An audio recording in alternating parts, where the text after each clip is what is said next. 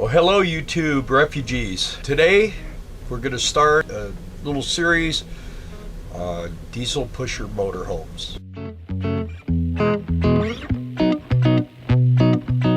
Hello refugees. I'm going to go ahead and get started on this series as far as diesel motorhomes. We've been kind of talking that we're going to go down this road, and I finally decided that now's the time to do it. Out of all the RVs that you could buy, this probably has the most variables. You could get any kind of motorhome. I mean, from small to huge to very basic to extremely complicated, inexpensive to outrageous. And we're going to start today basically with chassis, motors, transmissions. I had a guy tell me a long time ago, before I bought my diesel motorhome, he said the most important thing is your chassis, the engine, and the transmission. If you get those, you can work on cosmetics all you want, but the main thing is to get the right chassis, a good motor, and a good transmission. So after a lot of research and talking to a lot of people in the know, that's why I ended up with the motorhome that I have now. I have to say it's not 100% perfect. To me, it's probably 95%. The only thing that I wish I had gotten that I didn't is the independent front suspension. But it's not something that was a deal breaker, because everything else on this motorhome for us was what we wanted. Now, I want everybody to know out there, these are my opinions. I'm not a big fan of the new diesel motorhomes. I prefer the older ones, like pre-2006. There are a lot of people that have new ones and love them, and I mean, that's great. I have had some experience with the newer motorhomes as far as delivering them to customers, and some of the things that I saw, I was not impressed, especially when you start talking the dollars. You can buy a really nice diesel motorhome with relatively low mileage on it for 10% of what it costs brand new. It really doesn't make a lot of sense to go out and spend $250,000 when you can buy something that's like 10 or 12 years old for $30,000 or $40,000 or even less, with very little mileage on it. So that's where I went to. We were looking at all different kinds. We looked at financing motorhomes, but we decided to go with paying cash for an older motorhome. To give you an idea, there's a lot of chassis under these things. There's companies like Ford Travel that makes their own chassis. Some of the older motorhomes ran on Oshkosh chassis, Gillig chassis, Freightliner, Roadmaster. We just happen to have a Spartan chassis. Most of your higher end motorhomes are going to run on a Spartan chassis. Doesn't mean that they're not good, but like your Oshkosh and your Gillig chassis were basically school bus chassis converted to motorhomes. Spartan chassis were like fire trucks and stuff like that. Freightliner, pretty much truck chassis, and they started building motorhome chassis. Roadmaster's always been pretty much just a motorhome chassis. Also, there's a difference. There's an above rail and then there's a drop rail. The above rails, what they do, they call it stacking the rails, and they get it up. And the advantage to an above rail system is you get much larger cargo bays, where a drop rail, you're going to find that the rails of the chassis go right through your cargo bays, and you'll usually have like a spot where you can slip maybe a ladder or your fishing pole, stuff like that will go over the top of a drop rail. Where the above rail, you're going to have a lot of room underneath. And I mean, it still does take up part of your storage, but not nearly as much, and the whole bottom is wide open. Most of the time, you're going to find that in your more entry-level type diesel pushers, you're going to get a smaller motor, you're going to get probably a drop rail chassis, and you're going to have a rear radiator, which is another thing. There's a rear radiator and a side radiator. They both work. Like I say, I'm not trying, because I know a lot of people have the rear radiators, and I mean, the difference is you tend to get less garbage in a side radiator than you do in a rear. A lot of times, if you don't maintain keeping those rear radiators clear, you'll find that your motorhome starts overheating. So there's advantages and disadvantages to everything, and I'm just going to try to lay some of that out for you. Going by what I have a Spartan chassis. I have above rail chassis. I also have a side radiator, and it has a rear compartment where you can open and get inside. I have a drop axle front end. Now, your basic differences on your front end suspension is going to be independent suspension, IFS, which gives basically what it is. You have your right side is independent of your left. I have a drop axle, so it's more like a diesel truck. They're connected, so you actually, when you you hit a bump with the right, you get a little bit of reaction out of the left. Now, from what I've been studying, a good set of heavy-duty Cody shocks will compensate for a lot of that. I haven't got them yet, but I'm going to get them real soon because I'm tired of kind of hassling with the bouncing around on the rough roads. The roads in the United States anymore are getting worse and worse all the time. And when you're driving one of these big machines and you have it loaded down and you start getting on these rough roads, it can be a little bit nerve-wracking driving down the highway. And most of you who are full-time RVers, you know what I'm talking about. So the advantage to IFS, you get a smoother ride. But there is an advantage to the drop axle over the IFS. You tend to be able to carry more weight with the drop axle. There is some weight lossage where the IFS cannot handle the amount of weight as a drop axle the way they're designed. Like I say, there's always advantages and disadvantages to everything. On diesel motorhomes, you could either have a 2-axle rig or a 3-axle. Now, usually the 3-axle is going to be on the bigger rigs, like 40 feet plus. But I've seen there's actually one on our Economic Refugees group that I put on there, which is 37 feet long, which is the same as this, and it's a 3-axle. And that third axle just kind of takes a little bit of that roughness out of the road. You know, with 3, you have 3 axles, it kind of softens that last little blow. It does tend to make things feel a little different on sharp corners because you got that rear axle dragging a little bit in sharp turns.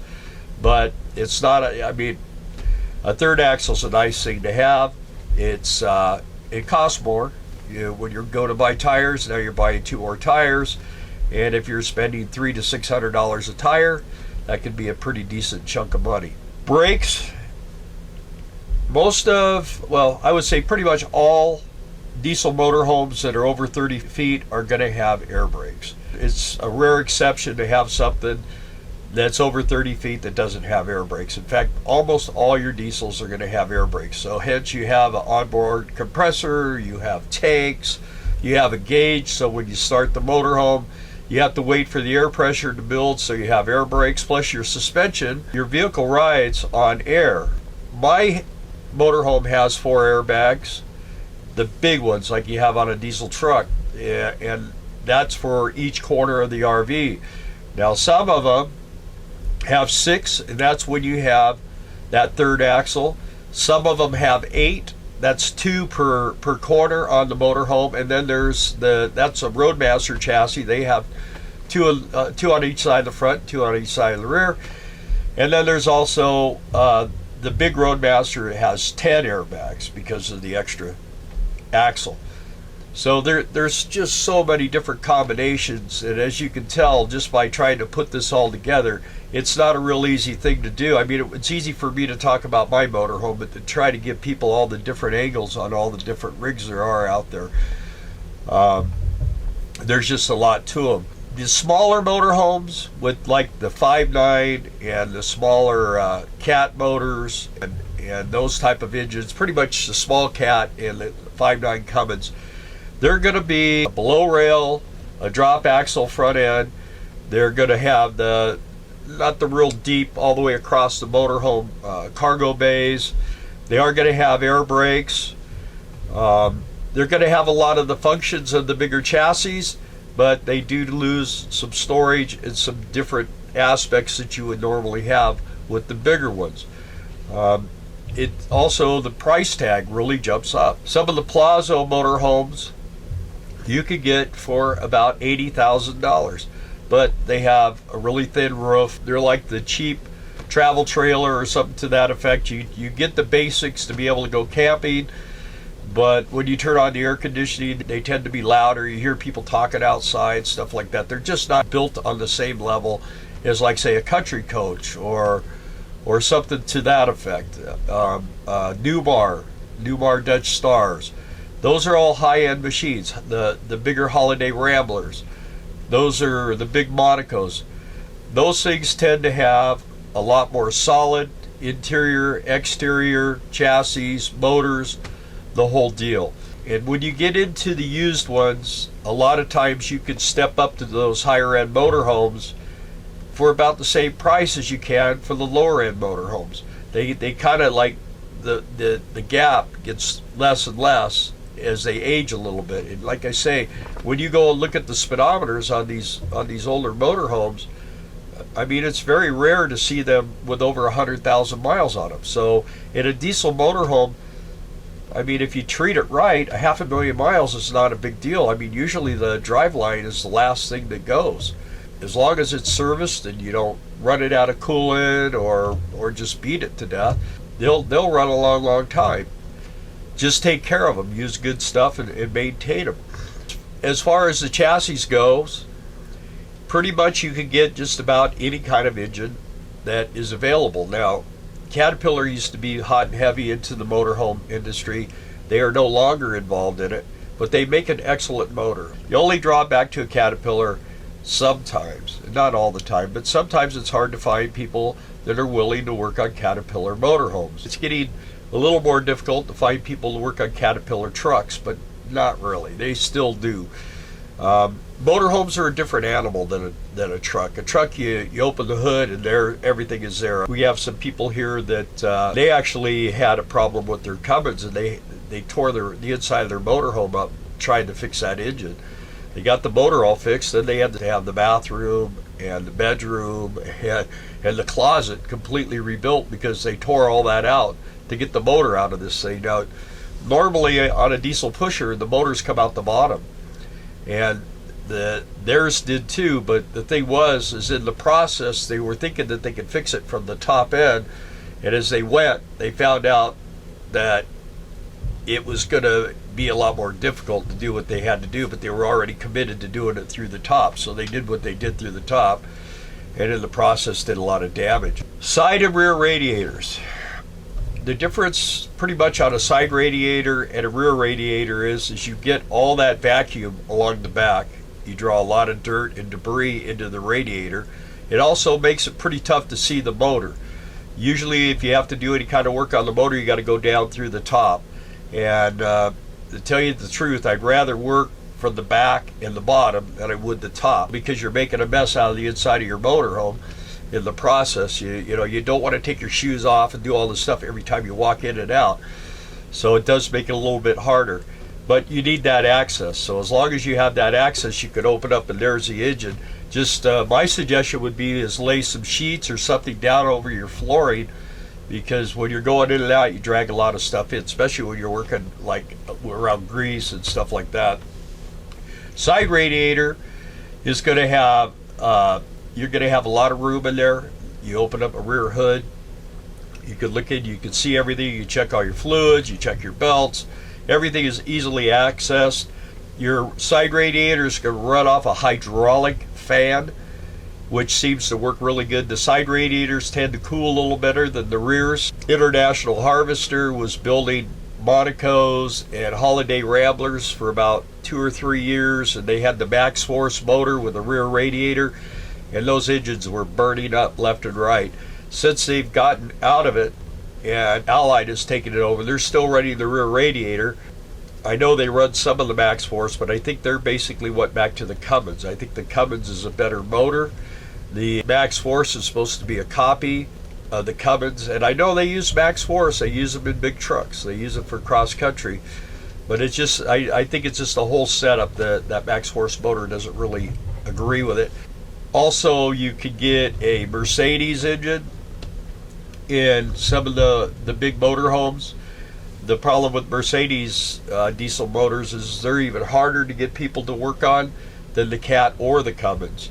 So a lot of the people that bought them have had real good luck with them, and that's a good thing, because if you don't have good luck with them, you can really get into some expense trying to get them worked on. Series 60, which is basically, they used to be called the Jimmy motors, the GMC motors, the Series 60. Now I believe it's owned by Penske Corporation, who owns Freightliner also. That's a really good engine. Good power. They use those a lot. Well, in the Prevos, high-end motorhomes are going to use that Series 60 motor. I mean, they're 500 horsepower. I mean, pretty much just run it, rock and roll.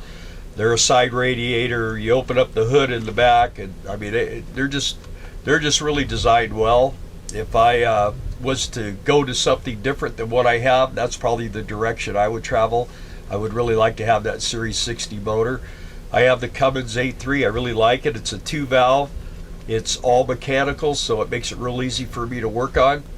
But the Series 60, wow, what a powerhouse, excellent engine. These Cummins go up to 600 horse. Some of the Allegro buses, they have those, they call them the Super Bus. They put a 600 horsepower Cummins in them. I don't know how they would do on fuel, but I would think that kind of horsepower would really cut back on your fuel mileage. I know that we get around 10 miles to a gallon with our 8.3, and I would think that those things would be somewhere in anywhere from 5 to 8 miles per gallon.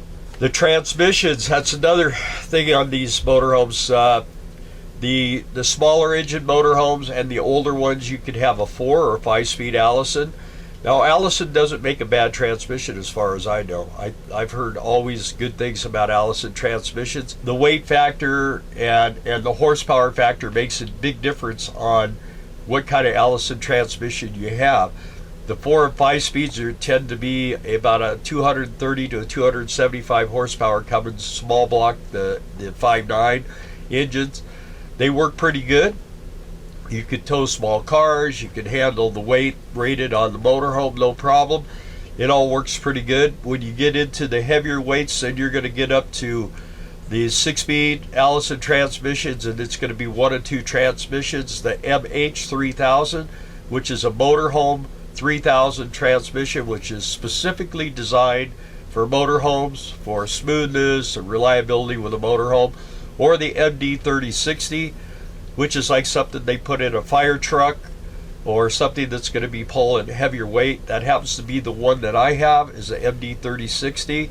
They used more of those in the beginning with the big motorhomes because that's what was available that would work the best. Also, they have a heavy duty 3060 is what the big one is, and that's for the big 3 axles, where I mean they're really pushing some weight. You can have a 1,000 horsepower diesel motor, but if you don't have the correct Allison transmission to handle it and transfer the power to the ground, it's not going to do you any good. It's just going to tear the transmission up. So depending on how much horsepower you have from the factory will determine a lot of what size transmission you have. So the advantage to not pumping your motor up, like this engine right here is capable, the one I have is capable of 485 horsepower, and it's very easy to do that, but it kind of causes 2 problems. It causes problems with the transmission, and it really hurts your fuel economy. So I've chosen to just allow a little more breathing.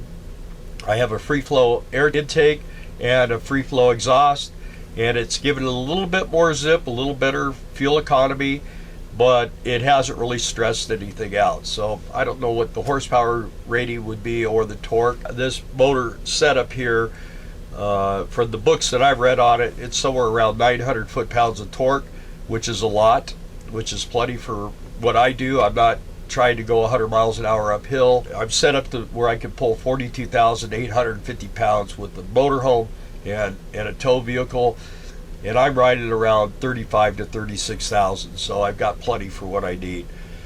Another thing, when you buy these different chassis, there's a couple of available things with them, and one of it is going to be your generator. Some use a Generac generator, some are going to use Onan. The Generac and the Onan that I prefer are the diesels. They also, on some of these diesel, the lower end motorhomes, if it has a propane generator, you're going to know it's not the high-end motorhome. They put the diesel generators in the higher-end motorhomes. They put the propane ones in to cut the cost down. So there's a lot of signs of what kind of quality that you're going to find throughout the entire motorhome by things like the chassis, the engine, the generators, the suspension, the different things that are going along with these motorhomes as you're looking them over and trying to figure out which one you want, you're going to notice that there's certain things that are going to be consistent. If you could go a couple of years older, you could get a whole lot more motorhome, and you're not really going to be looking at hundreds of thousands of miles on them where you're to the end of their life. You might find some cosmetic problems, and that's what we dealt with, was grandma's couch, and instead of having this nice black leather chair, it was like a blue cloth, and it was not good, and the paint job was bad. But those are easy things to fix compared to, you can't change the chassis, you can't change the motor, can't change a lot of things about the RV that would be cost efficient, let's say, where you could just find something a year or two older and you could get all those things that you want. That's a basic on the motor, transmission, chassis, and the generator, radiator. We're going to get into some other things on the next section of this series. There will be probably at least 3 videos on this as we go, because there is so much. We'll get into other design things on the motorhomes. Also, some of the defects that are built into these things. Try to give you some hints on that to avoid. So I hope this was a good start and gives people a good thought on how to go about purchasing. Look at the chassis, motor, transmission, radiator. Those type things are very important. Remember to subscribe and hit the bell for notifications, and also watch us on Wednesday nights. We're on from 7 till 9 p.m. live streaming, and that would be Central Time. All right, thank you for watching.